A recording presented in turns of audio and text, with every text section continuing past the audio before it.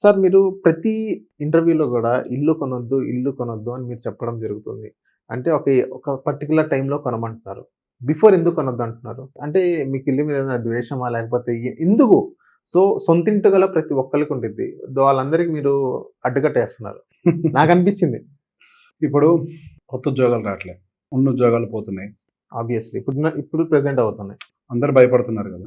ఈ ఫస్ట్ నుంచి ఇచ్చే ఒక దీనికి స్టేట్మెంట్ ఏంటి అనంటే, మనిషి జీవితంలో ఉద్యోగం శాశ్వతం కాదు. జీవితంలో జీతం శాశ్వతం కాదు. ఆ జీతం ఎప్పుడైనా ఆగిపోవచ్చు. ఆ జీతం ఆగిపోవటానికి మన తప్పే ఉండాల్సిన అవసరమే లేదు. ఏ విధానంలో అయినా ముప్పు మన మీదకి రావచ్చు. టెక్నాలజీ అప్‌గ్రేడ్ అయినా మనకి సాలరీ పోద్ది. మనకు అనుకోకుండా ఏదైనా జరిగినా సాలరీ పోద్ది. ఏం జరిగినా సాలరీ పోద్ది. రీసెంట్‌గా ఒక చిన్న కేస్ చెప్తాను. బెంగుళూరులో ఒక ఆయనకు ఉద్యోగం పోయింది. 1,20,00,000 హోమ్ లోన్ తీసుకున్నాడు. 3 నెలలు హోమ్ లోన్ కట్టలే. 3 నెలలు. ఆక్షన్ ఇస్తారు ఇల్లు. ఆక్షన్ వేసేసారు ఇల్లు. 3 నెలలకే. 3 నెలలకి. 3 నెలలే నోటీసు.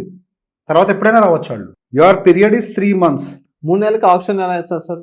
మరి ఎన్ని మంత్స్‌కి వేయాలి? నువ్వు అట్లీస్ట్ వెళ్ళి మానిటోరియం తీసుకోవాలి. There are certain procedures for that. To take a period there are certain procedures. You have to respond to the bank first. You have to go to bank, sit with them, take a moratorium period. దానికి కొన్ని ప్రాసెస్‌లు ఉంటాయి. నాకు నచ్చినట్టుగా చేస్తానంటే కుదరదు. Banks మీద అందుకే సంతకం పెడుతున్నాయి. You give all rights to cell your property.